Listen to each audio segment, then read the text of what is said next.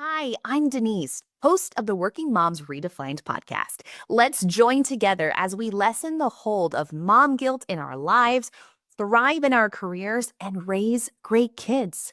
You are doing enough. Let us boost your confidence today on this episode of the Working Moms Redefined podcast.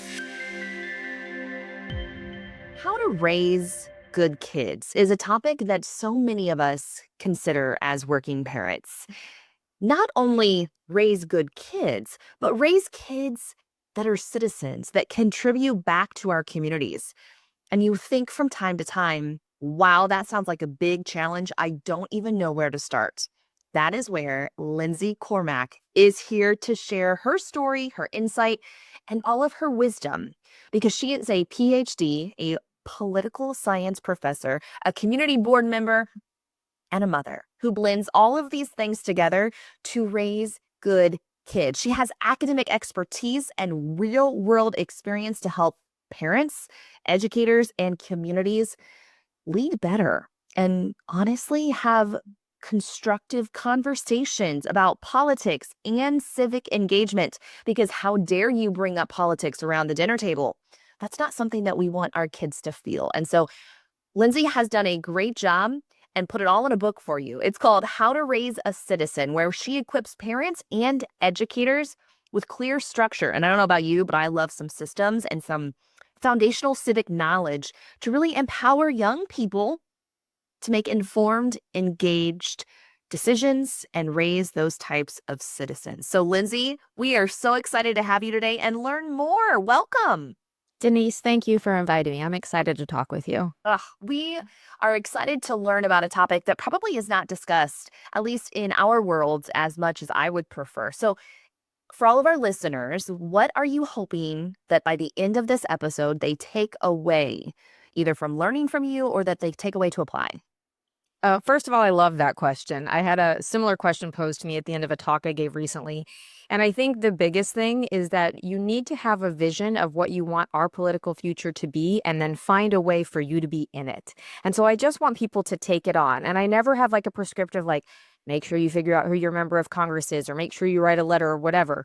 Everyone has so many different points of interest and there's always a pathway. And so the ask that I have is to find your pathway and see this as a part of what you're doing, both as a parent and as an individual, because this is the country we're going to live in for the rest of our lives. So we might as well make it as good as we can.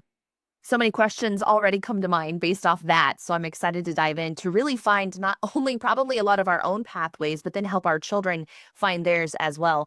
Before we get to all of that, tell us a little bit about you, something that you want to share about who you are, why you are the way you are, what do you do, and where does your passion come from for this type of work? So I'm not sure about all the ways that I got to who I am, but I do know that I think part of the big thing was I grew up in Kansas and I now find myself in New York City.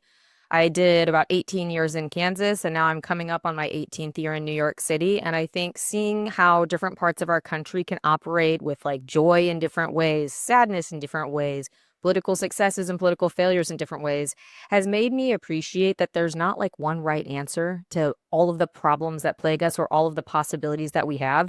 And instead, it really takes like people who care about things to figure out what those solutions are going to be or what the sort of hurdles we're going to have to get over. And so I think part of the reason that I care so much about politics is because I've been able to see life in a very different way. And I know that that's a rare thing. I know that some people, they'll bounce from town to town if they're growing up with families who move a lot, and sometimes they'll stay put. Seeing the country from the center and from the coasts has been something that I've really enjoyed. And I think it's given me a perspective. Understatement, right? And Lindsey, you are currently a professor where? I'm a professor at Stevens Institute of Technology in Hoboken, New Jersey, and I have been there for 11 years now. This is a school that primarily serves students in the STEM disciplines. I think something like 80% of our graduates get engineering degrees of some sort, whether that's civil or electrical or computer. And that population is really one of the reasons why I took this book on, because I have enjoyed working with them and they are so bright and so smart, but oftentimes they don't know very basic things about government or like their own levers of power or how they get into it. And so I'm not sure that I would have written this book had I not had the opportunity to work with them for as long as I have. To realize that we can be so well versed in many things, and yet something that is oftentimes a day to day parent presence in our life, like civic readiness, and we might not know a ton about it. For those, and myself included, how do you define civic readiness? It's a great question. I will tell you, I think the word civics is a little bit hard for people to wrap their heads around because I think it's not only things like voting or contacting elected officials. Sometimes civics is things like volunteering or looking out for others in your neighborhood. And so I try to think about readiness as like political readiness, government readiness, and know how. And in order to sort of encapsulate all these things, it's not only understanding the structures, but it's understanding your place in those structures. So we're all just little pieces in a much bigger machine.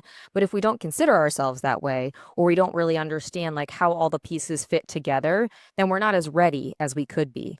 And so there's never like, I'm fully civic ready. There's always something more to learn. But I think it's something that we see as a process, as something that you can always build on throughout an entire lifetime. I think back to middle school when we had to memorize certain aspects and be able to complete the Constitution on a test, or we went and toured our state capitol, and some of us went to DC. And so those things are all experiences to help showcase what our civic duty might be. And yet you're a mom. How on earth do I start teaching this type of thing to, like, say, my 8 and 6 year old? And how did you do it with your kids? Yeah. The experiences that you just had, if I could like wave a little magic wand, I would make it show that every child gets to go to their state capital and every child gets to see the awe that is DC because you can sort of understand our history and how great it is to be here and how it could be better. In terms of how we can do this with our young children, 6 to 8 years old, I think the first thing to recognize is that they are already getting messages about government and politics, even if we're not the ones who are giving it. And I'll give you an example from like children's literature or children's media. If you have kids who watch things like Dinosaur Train or Paw Patrol or Simpsons of yesteryear, usually in children's cartoons, there'll be some character like a mayor. That's like typically the government official that you see in those sorts of representations. And at best, those mayors are sort of like bumbling doofuses who sort of like get to the best outcome, but kind of by accident. Usually the protagonist helped them along.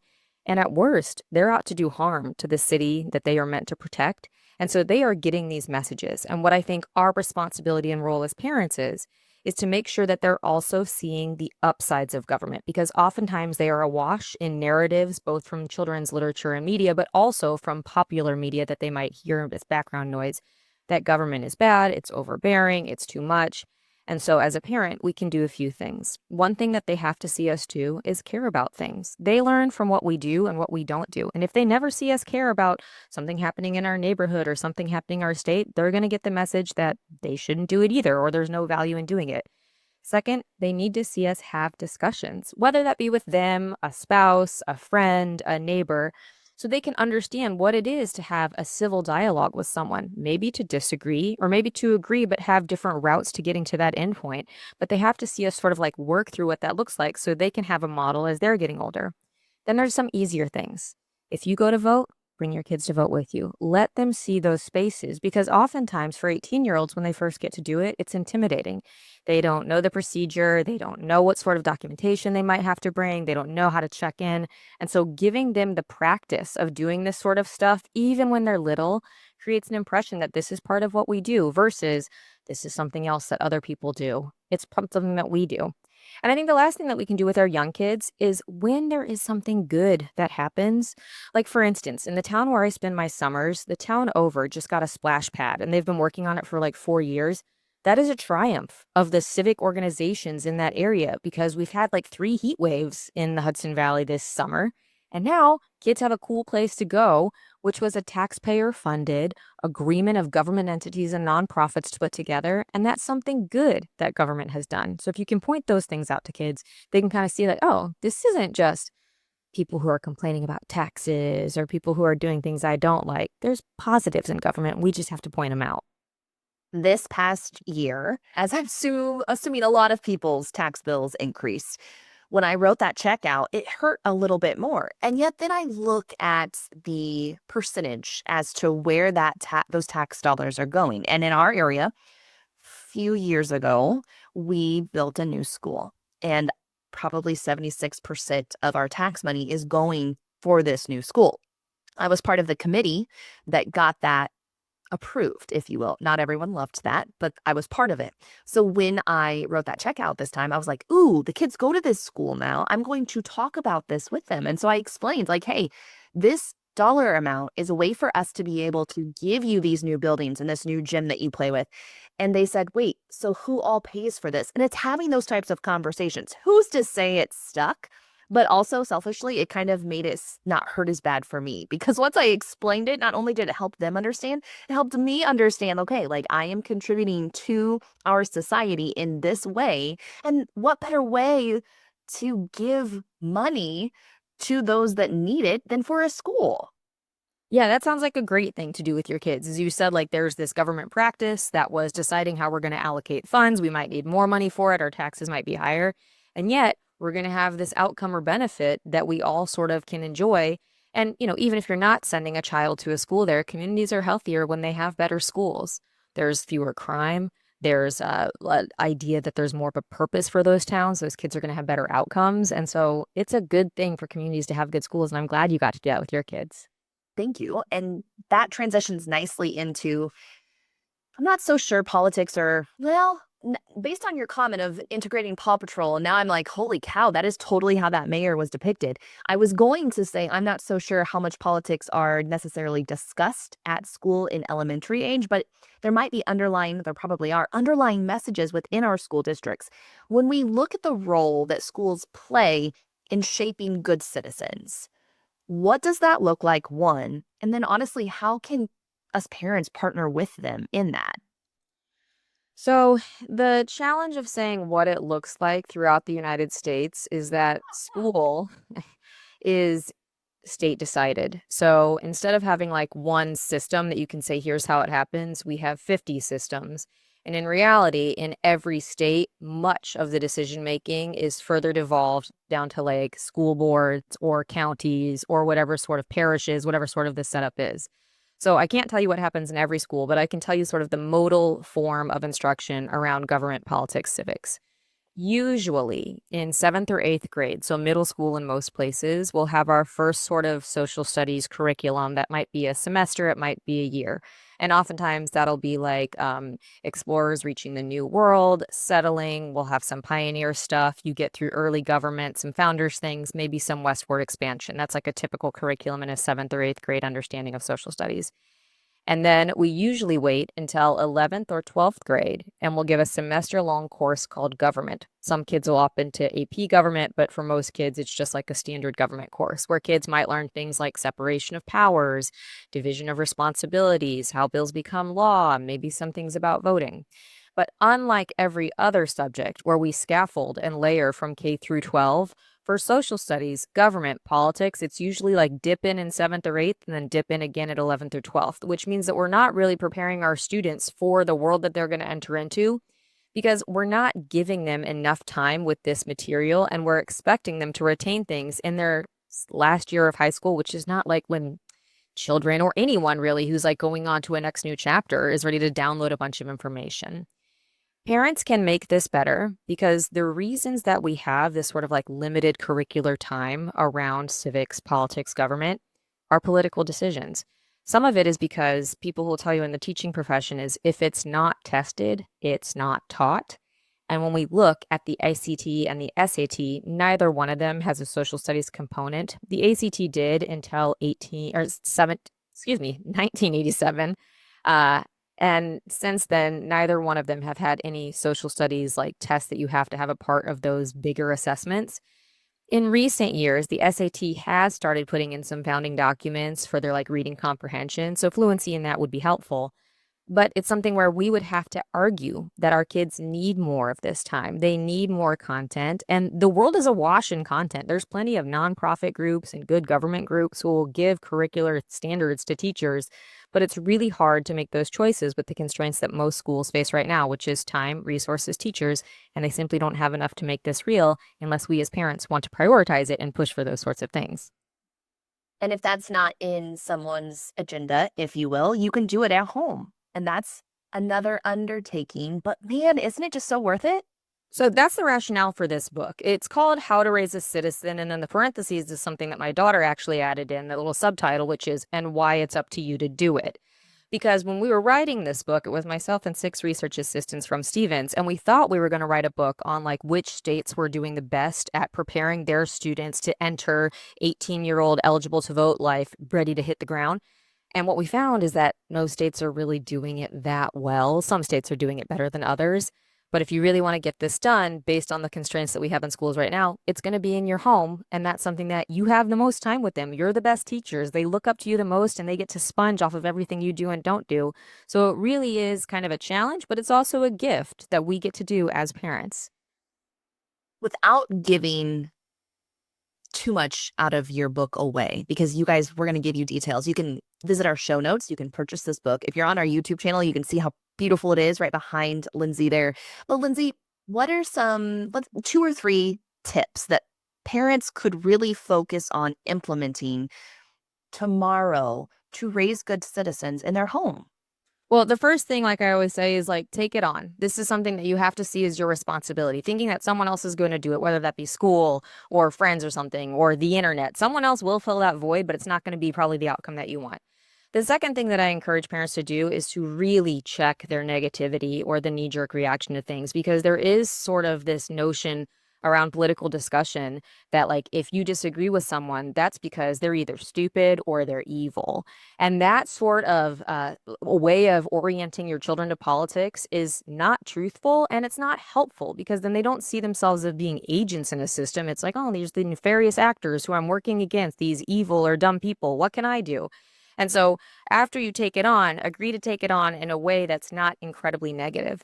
And the third thing is consider it an ongoing conversation. This is not something where like I sit down and lecture my daughter about politics or quiz her on the Constitution, but I do see it as a responsibility to at different points in her life check in on these things when it's relevant to what she's doing or when it's relevant to the sorts of the life stage that she's at. So I imagine when we get to 16 and we start talking about driving, we'll think about who's making the laws on licensing, who's making laws in different states about when you get your permit or when you don't. She has family members in Kansas who are going to get to drive earlier than she's going to get to in New York City.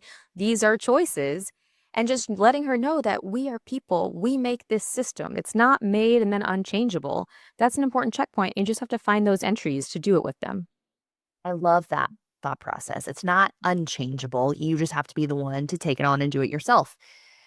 Can kids get overwhelmed with all of this if you kind of don't do like a drip, drip, drop kind of message? Because if we think as parents, if we just unloaded everything that we expect them to know, much to your point of waiting until it's too late, we also can't give them everything and expect them to be able to implement it tomorrow.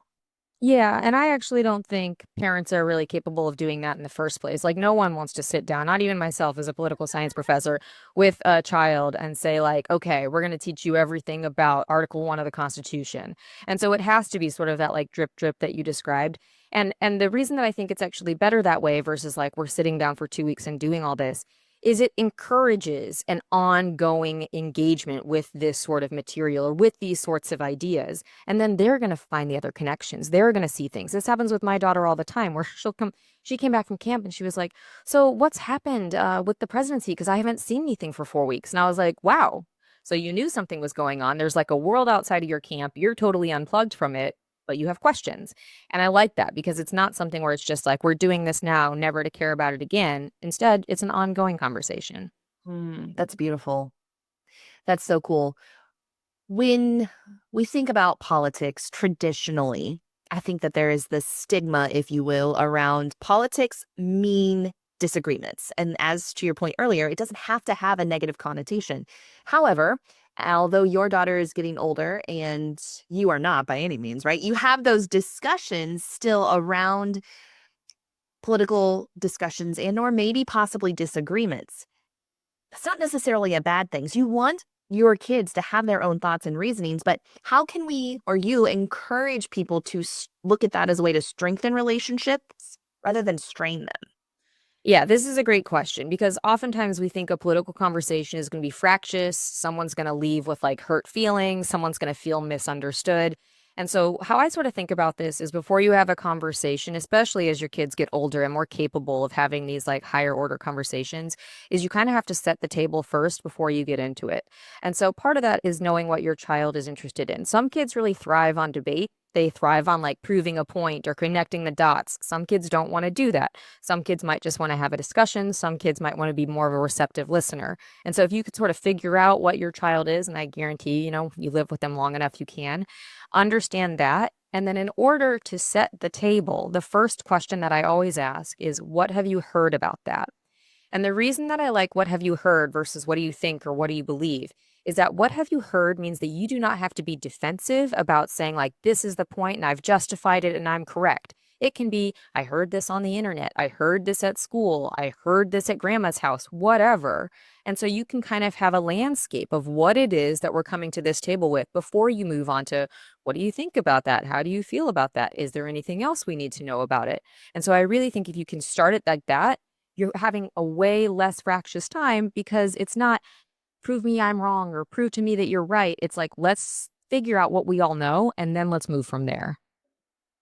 What have you heard about that? What a good question. And it removes the emotion from it too, right? It doesn't allow ickiness or something that would thrive difficult conversations. It then allows you to then ask the next question. I think you can apply that question to a lot of things outside even of the political realm. I do it in my classroom and I like it in the classroom because what have you heard also allows my students to sort of embarrassed or like, feel out of their depth to be like, well, I just saw this thing on TikTok and it'll mean like I watched something for 8 seconds. And I'm like, that's fine. That's like in your inputs. We all have different inputs. Let us know what it is so that we understand where we're starting from. So I really like, what have you heard? You have an interesting perspective of being able to see young adults at a very malleable age. College aged kids are interested in a lot of different things, and that's such an opportunity. What do you notice about those young adults that you see in the college space from those families or parents who maybe taught them some of this civic readiness compared to maybe those who hadn't been exposed to it before they come to you? Well, it's rare that I have students who tell me, like, my parents talked a lot about this. Sometimes I'll have students who be like, my dad was a lawyer or my mom was on city council, and then those kids will know a lot more. But something that I have noticed is I have worked during the Obama administration, Trump 1, Biden, and Trump 2. And say what you will about the like sort of national political setting. The Trump administration, whether it's one or two, has led to students coming in with many more questions. And so there's something about the news cycle kind of really chewing on politics a lot more when it's not like quote unquote boring. And I actually find that that's been a really good teaching environment. I know that in other parts of our politics, some people say like there's heightened disagreement, but I think in the teaching space and with young people, it's actually been really great in the past few years to teach because they come very confused. They come with questions. They're hearing things they don't know and stuff that used to be abstract, like executive orders or pardoning, are actually really present. And you can say, like, here's this example from this week. And so, in some ways, it's been a very fun time to teach. What a cool perspective. Because sometimes people, especially within the media, when they're only shown certain things, it's gloom and doom. And I don't necessarily think we give our young adults enough credit sometimes to be able to think they actually do have an interest in this. And we always know that they're listening, but they're especially listening to this. Obviously, you're teaching poli sci, so there's an environment for them to open up. But how would you say or encourage people to create a space that is that makes other people, especially young adults or kids, feel comfortable to bring these thoughts to the table? I think you're right on the doom and gloom is something to avoid. And so if you can come at it with like curiosity and positivity, and I really think like the doom and gloom approach to politics doesn't make sense from a long-term standpoint. Like no one wants to live their life riddled with anxiety about what's going to happen next. No one wants to think that the future is going to be worse than the present. And so I think if you can say like, look, one of the beautiful things about being an American is that we have a system that allows a lot of choice. It allows choice at the federal level, the state level, the local level, and we have these repeated times where we get to do it, which are like 2-year elections, 4-year elections, 6-year elections. And so if you can sort of say one of the hopeful things about being here is that we get to try people out for a little bit, and if that doesn't work, we get to try again. And that's a great thing versus a narrative that I often hear, which is, all politicians are liars, everyone's an egomaniac, the system is rigged. And when I tell you from like looking at state and local politics, most of the people who are working in those arenas are really just tryhards who want the world to look a little bit better, and they're mostly volunteers giving their like time and their efforts. You know, if you're on a committee for something like a new school, it's volunteers who are doing this work, and no one's out there to like make something worse. They might disagree on what makes something better, but most of the times they're people who are trying hard. And I think that's sort of the vision we need to paint about politics is that we control it, we can change it, and the people who do it are mostly doing it because they think they have something good to offer, not to make everyone else's life harder. That was beautiful. That perspective really allows us to see it's bigger than he said, she said, or he did it right, she did it wrong type of thought process. Last question before we get into lightning round questions. I kind of want you to think about your kids that you work with and maybe the parents or the parents that are listening today. If you could tell them something that you are seeing show up consistently in those young adults to help us say, hey, maybe notice this a little bit more in your kids, or ask this question, or have this discussion a little bit more so that they are ready for when they come to your classroom from that type of perspective, Lindsey.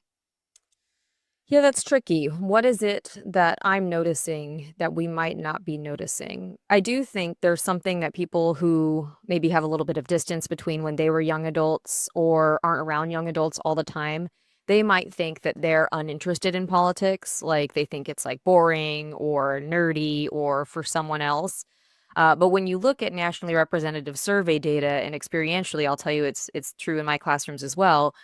The kids are often very interested in politics because they sort of see it as like the next step of maturation, like it's the next game that they get to play. And so I think if you can sort of onboard your kids into that or ask them, like, what are you thinking about when you're going to vote for the first time? Or like, have you figured out what registration is going to look like in the college town that you're going to? Because oftentimes I have kids, who arrive in August or September. Elections are often in November, primaries are sometimes in October, and they haven't figured out, like, oh no, I have to register in a new state if I want to participate. And so those sort of like preparation questions that like let them think about their pathway a year out, a few months out, that might be something that I'd encourage parents to do as they're getting ready to send their kids away, whether that be to college or to start a life in a new city so that they're not having to figure it out on their own because we know that they don't. On average, 18 to 24-year-olds are the least likely to vote. And so we can probably give them a leg up if we sort of show them the path or at least help them think about it. Listeners, isn't this so cool? When Lindsey was introduced, when I was introduced to Lindsey, I thought, oh my goodness, not only is this something that I think all of us could learn, I wanted to learn more about this because we think we might be doing the right thing. And whether or not you're doing the right or wrong thing, it doesn't matter. If you're just doing the thing, it's better than nothing. And so, Lindsey, thank you for your time. These next are a little bit more fun questions, but if you could design a citizen starter kit, if you will, for families that are listening, what 3 items or experiences would you put in this kit? Oh, that's such a fun question. Item one is a pocket constitution. It's only like 17 to 19 pages long. It's not that hard to get through. And I think, like any other game, if you know the rule book, you're gonna have a better time playing it. So I think that's thing number one. Thing number two might be the ability to go figure out at least one of your representatives, whether that is your mayor, city council member, your governor, assembly member, whatever, go figure that out. And the third thing I think is go take in something that can inspire awe about what government does. That could be like a veterans monument, it could be a new hospital, it could be a school, it could be a senior citizen center, whatever it is that sort of speaks to the power of when we pool our resources together and figure something out. So good. So good. When you hear of kids and citizenship, what do you hope a child associates, one word, with the word citizenship? Pride. I want them to be proud. I want them to be proud of being here. Yeah. That's good. Okay, final question. What is the most underrated way for families to make a difference in their community? I think it's probably not understanding the ways to get involved because it's hard to understand them. Like, we don't have in most parts of the country really good local media. So you don't really know who those decision makers are. So, like, for instance, in New York City, where I'm at, we have community boards, and those are people who are making decisions on like liquor licenses and cannabis licenses, and if you're going to have sidewalk cafes, roadway cafes, and that's quality of life decisions for plenty of people. And so, if you can figure out something about sort of the local machinations of where you are, you can be very impactful because not a lot of other people agree to participate in that. And so if you can figure it out, you can be a pretty big voice. Yeah, I like that idea. You'd be a big fish in a small pond. We wrap this time up, and one final comment, Lindsey, if there was anything that you wanted to share or leave a certain message with our listeners, besides, of course, we want you to go buy her book. Oh yeah, that's fun too. Something that I'll say is sometimes when I talk to people, they will say, they're worried about partisanship. They're worried about, if they're going to raise their kids as a Democrat or a Republican. And what I say to parents is you should take that concern off your plate because there is a difference between raising a citizen and raising a partisan. And raising a citizen is a lot more like raising an athlete. So if you had someone who was trying to get good at soccer, you would teach them the rules of soccer. You would do practice drills with them. You would scrimmage. If you are just teaching them to be a partisan, I think it's more like teaching them to be a spectator, which is you would say, here's the team that we cheer for. Here's the face paint that we put on. Here's the songs that we sing.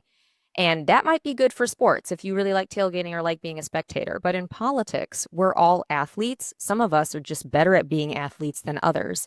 And so you're never really on the sidelines. And instead of thinking you want to raise a partisan that cheers for the right team, think about raising an athlete that can win on no matter what team they decide to be on. The parties change, the personalities change, ideology is fluid. And so the idea that you want to get a kid that sees the world the exact same way that you want doesn't make sense because the reality is they're going to grow up in a world that's different than the one that you were in. And the best social science research shows that it's about a coin toss as to whether or not you can get the outcome you want anyhow. So it shouldn't be the goal. And that's what I really hope people think about after they've agreed to take it on is you don't have to take it on and like my side is right. You can take it on and like let's figure out how this system works so that we can all make it better. Beautifully said. Beautifully said. Just like myself, I know you're going to want to learn more from Lindsey Cormack. You can purchase her book. It's called How to Raise a Citizen with the subtitle from her daughter. I love that little tidbit. Anything that you can do to integrate youth citizenship now will make an impact down the road. In the show notes, not only do we have the link for you to directly purchase How to Raise a Citizen, but also ways to connect with Lindsey, whether it's her Instagram, LinkedIn, or her website as well. Lindsey, thank you so much for your time today and helping us really come up with a plan as to how to raise good kids. Thank you for listening to the Working Moms Redefined podcast. It is not lost on me that you chose to spend time together. Thank you. Let's connect outside of this space on socials. We'd love for you to follow us on Instagram, Facebook, LinkedIn, Pinterest. We've got it all to connect with you. If you feel as if someone in your life could be impacted by this message, feel free to share it. That is the biggest compliment. As we part ways together, remember, you can do hard things.